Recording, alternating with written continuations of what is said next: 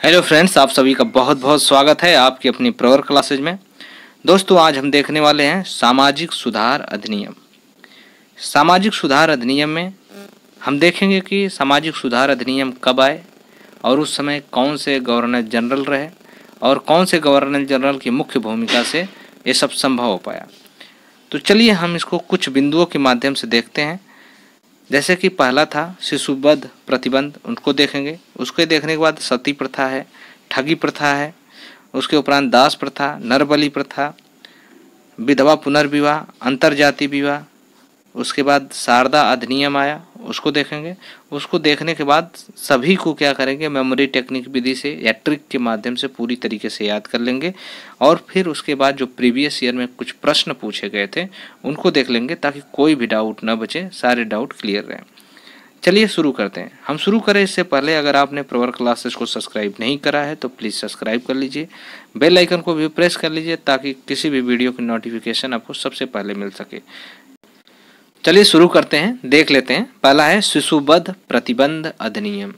तो सबसे पहले हम यह जान लेते हैं कि शिशुवध होता क्यों था। तो शिशुवध तब होता था कि 1800 ईस्वी के आसपास जो गर्ल्स चाइल्ड होती थी, यानी जो बालिका होती थी, तो उनको 12 माह के अंदर ही उन्हें मार दिया जाता था।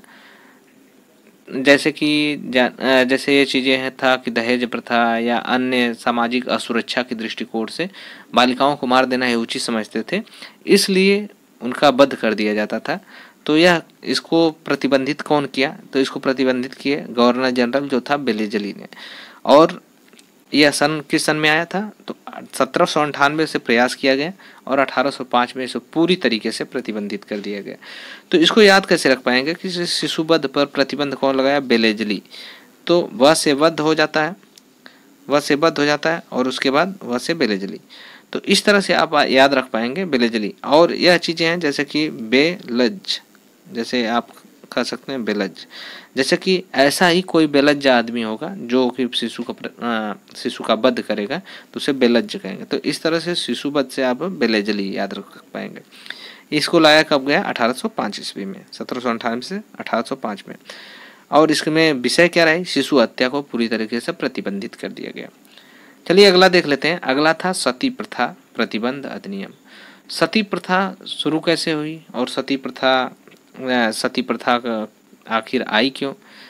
पहले जब अन्य आक्रमणकारी भारत देश पे आए और आक्रमण किए तो यहाँ के राजाओं को हारने के बाद उनकी रानियों के साथ जो दुर्व्यवहार होते थे, तो ऐसे समय में रानियां अपनी सुरक्षा के लिए जौहर किया करती थी साथ में। तो यह प्रथा आई, जैसा कि राजस्थान के बारे में हम जान रहे होंगे, राजस्थान में कई बार ऐसे जौहर की प्रथाएं प्रचलित रही।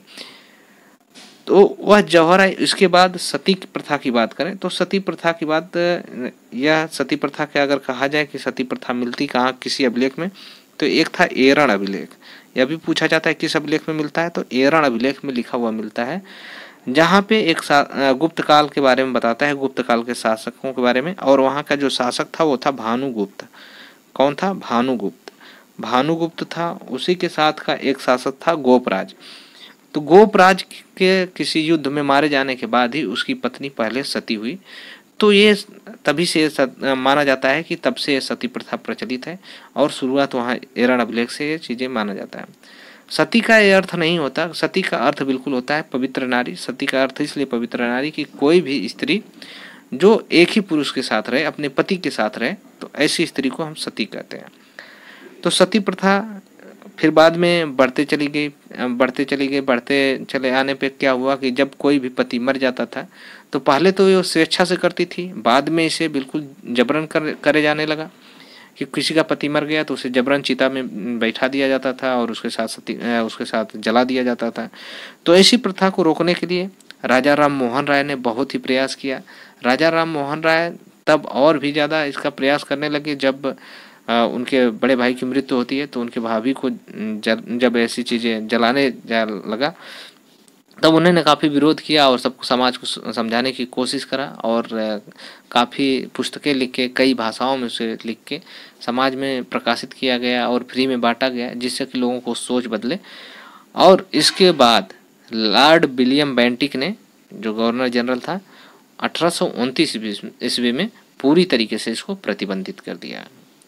तो हमें याद क्या रखना है कि सती प्रथा का पे प्रतिबंध किसने लगाया, तो लॉर्ड विलियम बेंटिक ने 1829 में 29 में क्या करा, पूरी तरीके से प्रतिबंधित कर दिया गया सती प्रथा को। तो सती प्रथा को प्रतिबंधित किया गया 1829 में। हम याद कैसे रखेंगे, तो सती प्रथा को बैन, सती प्रथा को क्या किया गया, बैन किया गया। बैन कब किया गया, 1829 में। बैन से याद रखेंगे बेंटिक, विलियम बेंटिक, बैन से याद रखेंगे बेंटिक। तो आप इस तरह से याद रख पाएंगे, बैन से बेंटिक। और 1829 में सती प्रथा पर पूर्ण तरीके से प्रतिबंध लगा दिया गया। इसके बाद एक आती है ठगी प्रथा। सती प्रथा, ठगी प्रथा। ठगी प्रथा ये थी कि जंगल में लोग होते थे और क्या करते थे, लोगों के साथ लूट मार करते थे, ठग करते थे, उनको मार देते थे जान से।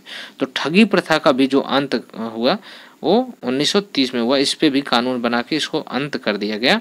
और इसमें भी किसका योगदान रहा, इसमें भी विशेष योगदान रहा किसका, तो इसमें भी रहा विलियम बेंटिक का। तो सती प्रथा, ठगी प्रथा दोनों को बैन किसने किया, बेंटिक ने। सती प्रथा और ठगी प्रथा दोनों को बैन किया बेंटिक ने। और सन भी याद कर पाएंगे 1829 में, फिर ठगी आ गई 1830 हो गए। एक गलती से लिख गया है, ये हो जाएगा 1830 में, 1830 ईस्वी में, ये गलत है, 1830 ईस्वी में इसको क्या किया गया, बैन कर दिया गया। ओके। इसके बाद आपका आ जाता है दास प्रथा पर प्रतिबंध। दास प्रथा पर प्रतिबंध। दास प्रथा क्या होता था कि जैसे किसी को बंधुआ मजदूर बना लिया जाए और उसके साथ जैसे कि कोई भी राजा होता था तो उसको हारने के बाद वहाँ की प्रजा को सबको राजा कब्जे में ले लेता था, उनके साथ दासता वाला व्यवहार करता था, उनको दास बना लिया जाता था, जबरन काम कराया जाता था, ये दास था। तो ऐसी प्रथाओं का जो अंत किया गया उस किसने किया, एलन बरो ने। एलन बरो गवर्नर जनरल था कि जिस दास प्रथा का अंत किया। और दास प्रथा का अंत की बात करें तो ये हुआ 1843 में। 1843 ईस्वी में एलन बरो ने दासता का अंत किया। दासता का अंत अगर दास से हो, दास लिखा जाता है तो दास न लिख के हम लिख दे दाएं, दाएं दाएं, दास से दाएं, तो दाएं दाएं दास, दास से दाएं, दाएं लिखेंगे तो ये से आ जाएगा आपका एलन ब्रो, एलन ब्रो। तो इस तरह से जैसे कि दास बस इस तरह से भी आप याद रख पाएंगे कि दासता वाला बिहेवियर ना करके एक ब्रो की तरह बिहेवियर कर, तो भी याद रख पाएंगे आप एलन बरो। और दास प्रथा का अंत 1843 में। इसकी अगर विषय देखा जाए तो 1833 ईस्वी को चार्टर अधिनियम को के द्वारा 1943 में अगर कहा जाए कौन सा अधिनियम था तो 1833 था क्या अधिनियम, उसके तहत इस क्या किया गया, पूरी तरीके से इसको प्रतिबंधित कर दिया गया दास प्रथा को। चलिए इसके बाद देख लेते हैं अगला। फिर नरबलि प्रथा आती है। नरबलि प्रतिबंध अधिनियम। नरबलि जैसे कि पहले क्या था कि काफ़ी कुप्रथाएं फैली हुई थी। काफ़ी कुप्रथाओं में यह था कि जैसे कि काली हो गई और कोई देवी हो गई या किसी देवता को खुश करने के लिए जैसे जानवरों की बलि चढ़ाई जाती थी वैसे ही आदमी की बलि दे दी जाती। तो ऐसी जो जो जो प्रथाएं थी, इस तरीके की जो कुप्रथाएं थी उनको अंत करने के लिए नियम बना के उसे अंत किया गया। और अंत किसने किया, लॉर्ड हार्डिंग ने। अंत किया किसने, लॉर्ड हार्डिंग ने। अगर जैसे कि नरबलि प्रथा है तो नरबलि प्रथा इस तरह से फैली थी क्योंकि ये धार्मिक भावनाओं से जुड़ी थी। तो धार्मिक भावनाओं से जुड़ाव होने के नाते अगर इसे तुरंत ही बंद कर दिया जाता तो लोगों में विरोध हो जाता। मतलब ये काम क्या था, बहुत ही हार्ड था, बहुत ही हार्ड काम था नरबलि को रोकना।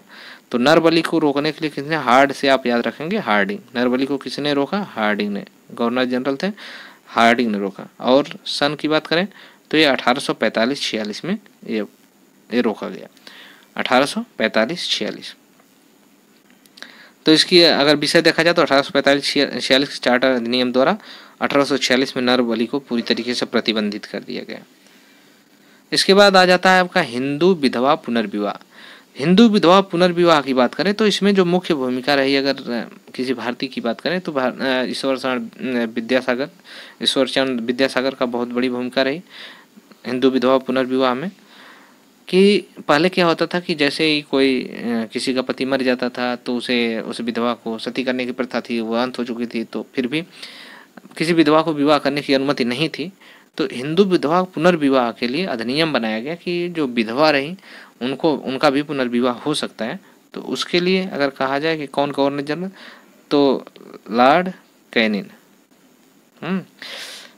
इस तरह से आप याद रख पाएंगे। कैनिन कैनिन एक गवर्नर जनरल थे जो कि हिंदू विधवा पुनर्विवाह। तो विधवा पुनर्विवाह को किसने किया? लॉर्ड कैनिन ने।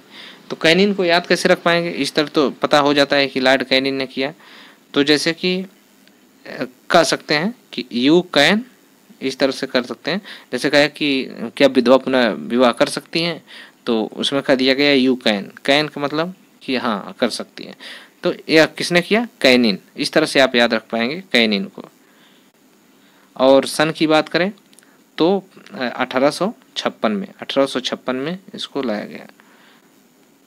1856 में लाया गया। इसकी विषय देखा जाए तो विधवा विवाह की जो अनुमति दे दी गई, तो 1856 में। इस तरह से आप याद रख पाएंगे।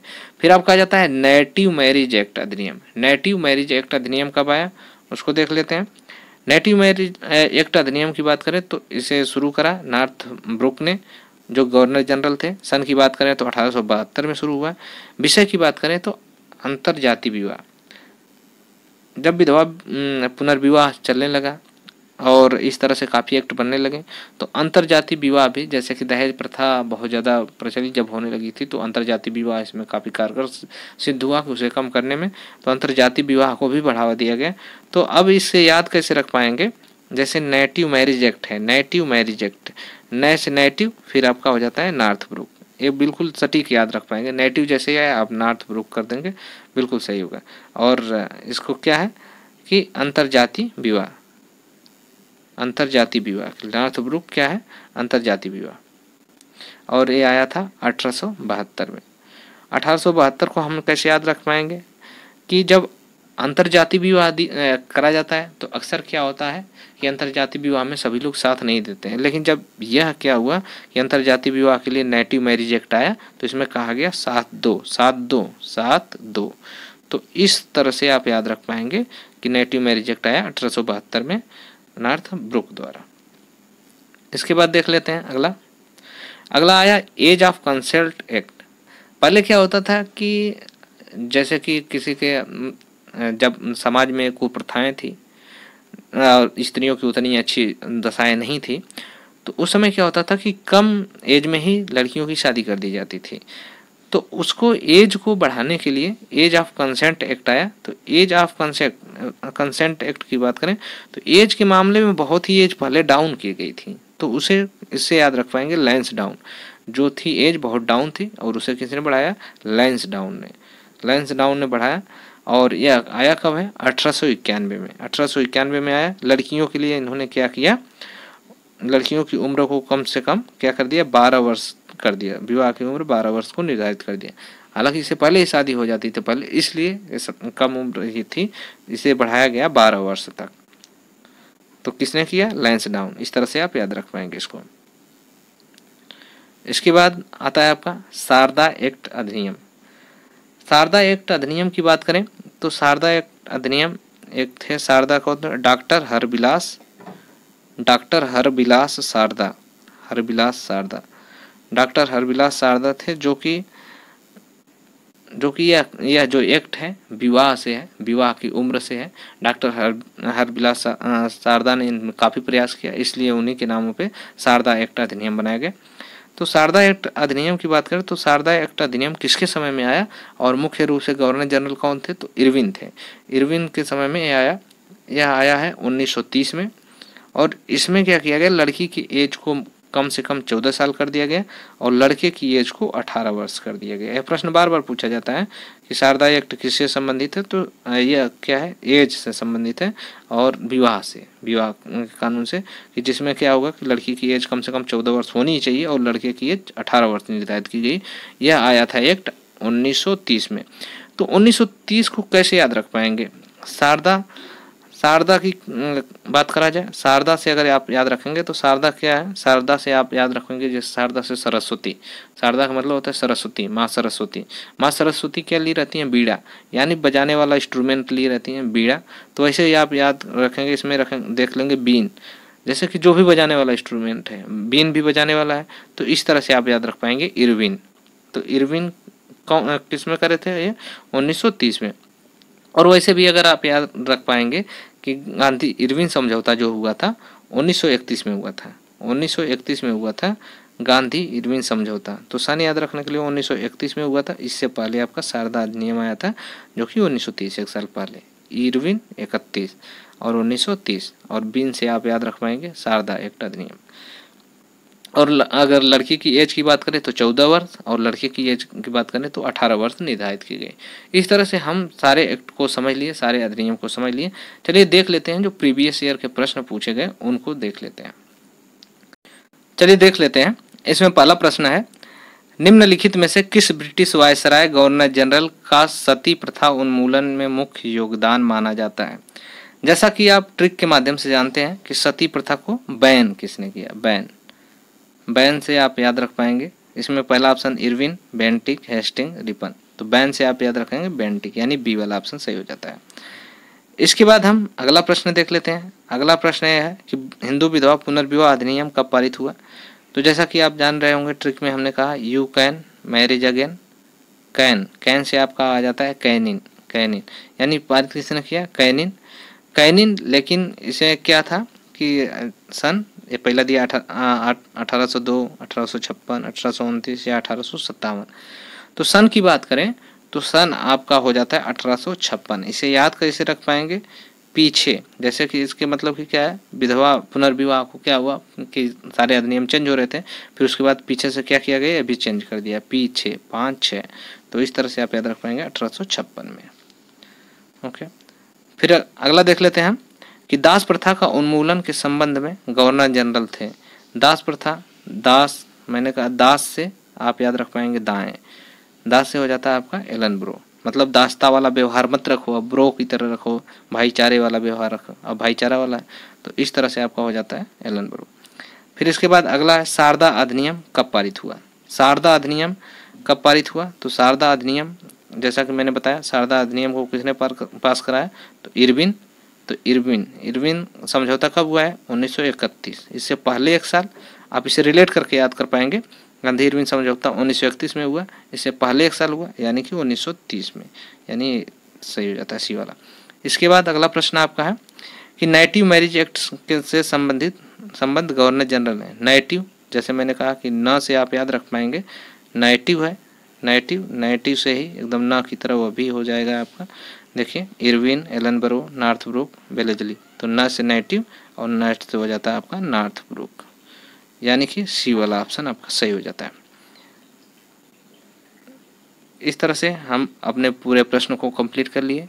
आशा करते हैं वीडियो आपको पसंद आई होगी। अगर ये वीडियो पसंद आती है तो आप इसे लाइक करें और चैनल को भी सब्सक्राइब कर लें, और हो सके तो वीडियो को शेयर करें। धन्यवाद।